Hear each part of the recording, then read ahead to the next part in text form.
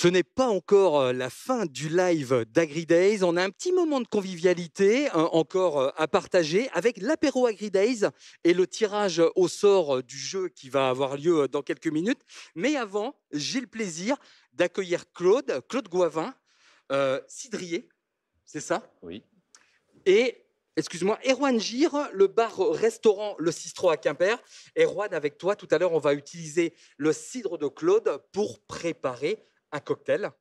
Mais avant de se retrouver, j'ai bien envie, Claude, que tu nous présentes tes cidres. Je crois que ça fait une trentaine d'années que tu fais du cidre, c'est bien ça? Voilà, c'est ça. J'ai créé mon entreprise, enfin mon exploitation en 1987.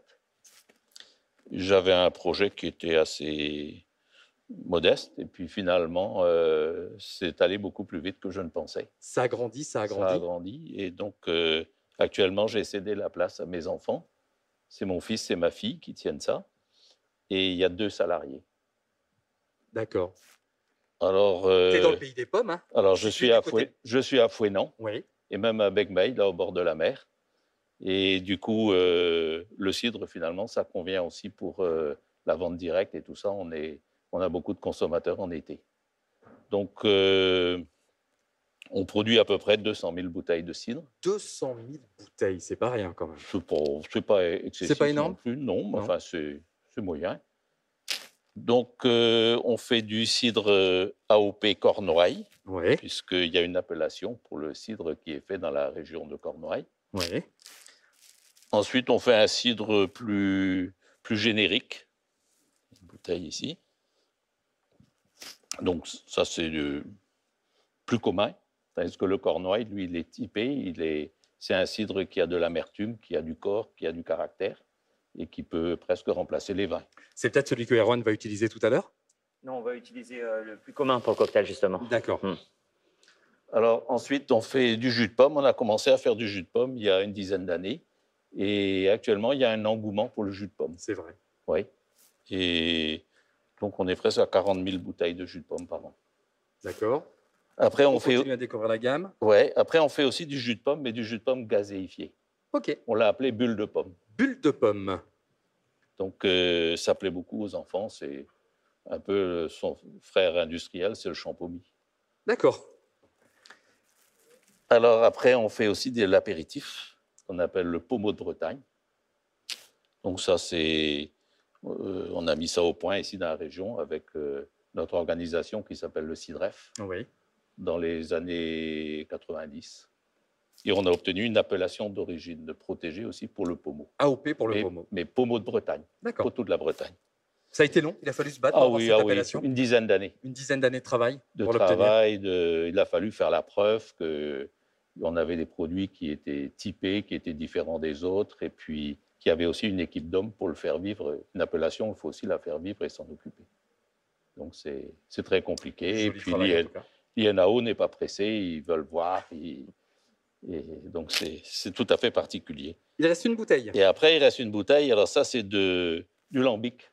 Du lambic, évidemment. Ouais. Bon, tout ça, bien sûr, à consommer avec modération. Oh, bien sûr. Bon. J'ai envie de savoir, Claude, qu'est-ce que tu utilises comme pomme? Quelles variétés sont utilisées pour ces cidres? Il y en a plusieurs ou pas? Il y a beaucoup de variétés de pommes à cidre. On a un pommage qui est extraordinaire dans la région. Et on travaille au moins avec une vingtaine de variétés. D'accord. Et donc, ce sont des variétés locales, des variétés qui ont été sélectionnées par nos prédécesseurs. Il y a plusieurs variétés qui interviennent dans la conception d'un... Oui, il y a au moins 3-4 variétés dans chaque cidre. Quelquefois plus, mais au moins ça. Il faut mélanger les variétés pour faire du bon cidre. Il y en a qui sont très amères, d'autres qui sont douces amères, d'autres qui sont plutôt douces. Et donc ça, c'est l'art, c'est le cidrier qui sait ce qu'il faut faire comme mélange et comment il faut assembler ces cidres. Il t'a fallu combien de temps quand tu as démarré pour obtenir, on va dire, ton cidre parfait? C'est difficile à dire. Moi, je m'intéresse au cidre depuis que je suis sur la Terre, pratiquement. Et donc, j'ai commencé avec mes grands-pères. Et puis après, petit à petit, après, j'ai fait tout seul. Et puis, toute ma vie, je me suis perfectionné. Et puis, je fais ça un peu naturellement maintenant. Et j'essaye de transmettre maintenant à mes enfants et à mes employés donc son savoir-faire. Bon, le marché du cidre se porte comment aujourd'hui? Correctement. Une petite entreprise comme la nôtre, vous voyez, on vend à peu près 25% de la production directement à la maison, à peu près 25% aussi dans les supermarchés, là autour de chez nous, et les 50% qui restent, c'est surtout des crêperies. Donc on a un réseau de crêperies et puis on passe les livrets à la demande. Et on vend presque, on va dire, 90% de la production sur le département du Finistère. Merci Claude. On va parler un petit peu avec Erwan, le bar-restaurant Le Cistro à Quimper. Oui. Erwan, toi, le cidre, tu l'utilises au quotidien? Oui, bah, c'est même écrit dans le nom, parce qu'on devrait prononcer le chistro, parce que chistre en breton, ça veut dire cidre, et puis le OT du bistrot. Donc nous, on l'utilise tous les jours, pas forcément dans les recettes, des fois dans les recettes, des fois non. Et ça peut être du cidre, comme ça peut être, on a vu tout à l'heure, de pommeau pour certaines sauces. Le lambic, un peu moins en cuisine, parce que c'est un peu trop fort, ça domine beaucoup de choses. Et puis l'eau de vie aussi blanche, qu'on n'a pas présenté tout à l'heure, le Gwen, oui, ici, qu'on utilise aussi en cuisine, ou là, on va l'utiliser pour faire un cocktail, pour remplacer tous les eaux de vie blanches classiques, les rhums blancs, les vodkas, on peut utiliser ça. L'eau de vie de cidre, le Gwen. Oui. Alors, la différence avec l'autre eau de vie de cidre, celle-là, elle est vieillie en fût de chêne, tandis que la Gwen, on l'a fait avec des pommes, un cidre qui a fermenté assez rapidement, et dès qu'il a fini sa fermentation, il est distillé. Donc, on garde plus les goûts de fruits, les goûts de pommes. Bien.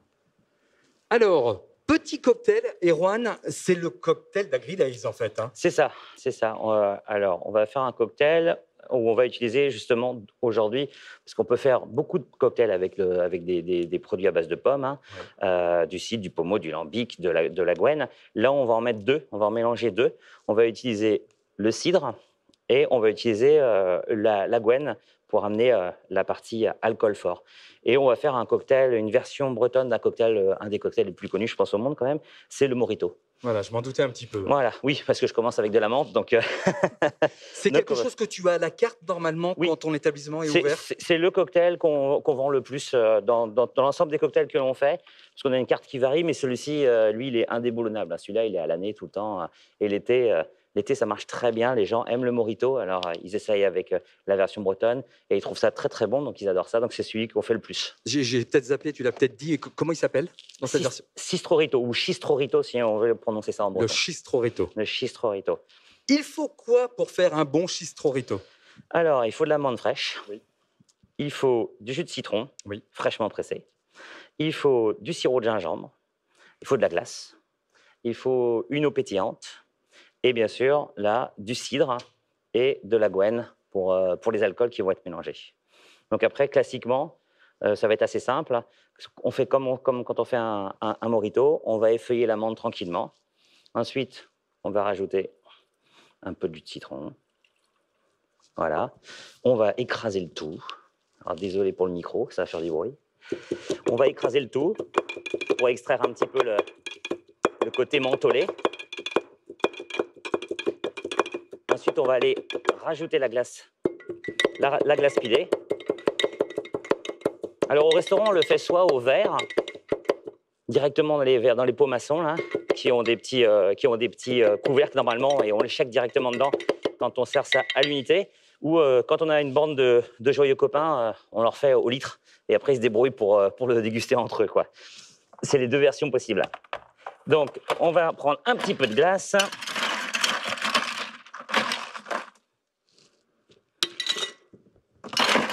Et après, il y a plein de... Tu connais cette recette? Oui, j'en ai déjà dégusté aussi. Mais j'avais jamais vu ça. Je découvre. Mais la recette est validée. Oui. Voilà. Ensuite, on va venir rajouter le petit sirop de gingembre. Tac. Voici. Et ensuite, on va mettre... Je te laisse ouvrir la bouteille de cidre si tu veux, Claude. Oui. On va venir mettre... On va laisser faire le spécialiste. Ah, comme ça, tu doses pas. Non, tu vas franco. Ouais, mais ça, à force de le faire, ça fait 5 ans qu'on le fait. Donc, d'accord.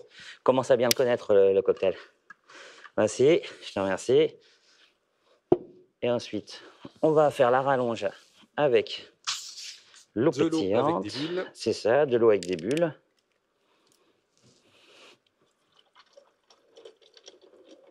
Et chose importante, dans quelques minutes, il va y avoir le tirage au sort du grand jeu qu'il y avait sur ce live Agri Days. Vous allez peut-être partir faire un séjour à l'île de Kéménez. Ça va être dans quelques minutes, une fois que ce cocktail sera achevé. C'est presque terminé. C'est rapide. C'est rapide. Après, on n'a plus qu'à touiller. Bon, là, on fait celui-ci, mais je pense que ça fait 5 ans qu'on a ouvert. On a ouvert il y a 5 ans avec mon frère, qui est notre docteur en cidre et notre docteur en chimie. Et il a dû faire une vingtaine de cocktails différents avec, que ce soit du jus de pomme, enfin tous les alcools, ou même sans alcool. On fait aussi des cocktails sans alcool avec des jus de pomme de nos producteurs locaux. On a dû faire plus d'une vingtaine de cocktails différents avec du cidre. Ça a redoré le blason du cidre ou pas, de faire des cocktails avec du cidre? Ce qui est intéressant, c'est surtout pour attirer les jeunes clients. Parce que les jeunes clients ont un peu plus de mal à passer au cidre au verre à table. Ouais. Parce que nous, l'idée, c'était qu'au citron, on fasse tout sauf des crêpes, pour expliquer aux gens que le cidre peut se déguster avec n'importe quel plat, pas qu'avec des crêpes, parce que les variétés de cidre nous permettent de le faire. Comme disait Claude, il y a énormément de variétés de pommes différentes, et dans la France entière et le monde entier, parce qu'on a des cidres de l'étranger aussi. Et nous, on a des cidres chez nous qui sont des cidres extra bruts. Mais le meilleur, c'est le breton, bien sûr. Il n'y a pas de meilleur. En fait, non, en fait, le cidre, c'est comme le vin. Mais le cidre que l'on fait ici en Cornouailles, il est unique. Voilà, on ne peut pas le reproduire. Il est unique. Et on nous envie parce qu'on a ce cidre-là, justement. Ouais, c'est ça. On a cette qualité de ce terroir en termes de pommes, comme disait Claude. Plus, on a des producteurs extraordinaires qui travaillent depuis 20, 30 ans ce produit-là et qui nous sortent tous les ans des cuvées, des nouvelles cuvées. On travaille sur d'autres choses. On essaie de remonter les infos, nous aussi, parce qu'on a les consommateurs en direct. On fait plein de choses. Et c'est un milieu qui est en pleine émulation. Et puis, de toute façon, la quantité de cidre bu en France et dans le monde, on n'arrête pas d'augmenter tous les ans. Donc ça, et puis, c'est une boisson peu calorique, une boisson peu alcoolique. Vous pouvez partager une bouteille de cidre à table. Vous pouvez prendre la voiture. Vous ne pouvez pas faire ça avec une bouteille de vin rouge. Aujourd'hui, c'est plus possible. Mais avec modération, quand même. Toujours avec modération. Bien sûr. Mais bon, c'est plus facile, on va dire. Et puis, quelque chose qui est très intéressant aussi, pour la promotion du cidre, et nous, on le voit, on n'avait pas imaginé ça au départ, c'est qu'en mettant en avant ce produit-là, on a fait venir beaucoup de jeunes, mais surtout des femmes. Beaucoup de femmes qui se sont intéressées au cidre. Parce que boisson plus simple à boire, un peu moins masculine peut-être que la bière. Et du coup, vous savez ce qui se passe, quand les femmes viennent, les hommes ne sont pas loin derrière. Alors, on va vérifier ça en accueillant la présidente du Festival Agri Days. Hélène, s'il te plaît, viens nous rejoindre. Tu confirmes les dires? T'es plutôt cidre ou t'es plutôt bière? Je suis plutôt cidre. Plutôt cidre, c'est bien. Dans quelques instants, on va trinquer, mais c'est la fin, quasiment la fin. C'est la fin de cette belle journée, dans cette formule, le live d'Agri Days, du Festival Agri Days. Hélène, le mot de la fin t'appartient. Je pense qu'on a passé une superbe journée. Je remercie vraiment tous les participants parce que c'est d'abord des agriculteurs, entre autres, qui ont participé. C'est pas leur métier d'être devant les caméras. Donc, je sais que pour certains, c'était pas facile et vraiment, je les remercie du fond du cœur. Ils ont accepté tout de suite, quand on les a invités, de venir sur le plateau pour expliquer leur métier. Donc ça, je suis très fière de les avoir eus aujourd'hui sur le plateau. Et puis, qu'on continue à parler de notre métier, de notre passion, voilà, de tout ce qui va autour. Et franchement, merci à tous. Moi, je voudrais aussi remercier les équipes techniques qui ont fait un sacré boulot tout au long de la journée. Et là, c'est moi qui pose le micro pour les applaudir parce que ça le mérite. Je voudrais juste remercier quand même une personne, c'est Karine, parce que c'est elle qui a fait toute la journée. C'est grâce à elle qu'on a aujourd'hui cette journée. Et franchement, merci beaucoup, Karine. Merci. Grand merci, Karine. Merci, Karine. Merci aux équipes techniques. Merci à toute l'équipe du Parc des Expositions ici à Quimper. Merci au bureau de l'Agri Days aussi qui sont là. Ils sont tous là devant. Et merci Pascal, Ludo, Michael. Tiens, puisque tu parlais de Karine, ça a été combien de temps de préparation cet événement-là? Ça fait plus de 6 mois qu'on est dessus. D'accord. Et on a eu plusieurs plans parce que on ne savait pas si la crise sanitaire. Voilà. Ouais. Ainsi de suite. Je crois qu'on était au D pour faire tout en live et ça n'a pas été simple. On a eu comme toujours, des petits trucs techniques à gérer, mais on a une équipe formidable de pros là et franchement, félicitations, bravo à tous. Bravo, on peut vous applaudir, on s'applaudit. Merci, on vous retrouve l'année prochaine, on ne sait pas sur quelle forme, mais AgriDays sera là l'année prochaine, AgriDays j'espère. sera toujours là. Merci de votre participation, merci de nous avoir regardés. Et puis là, on va trinquer avec, en dégustant ce cocktail. Merci, Kenavo.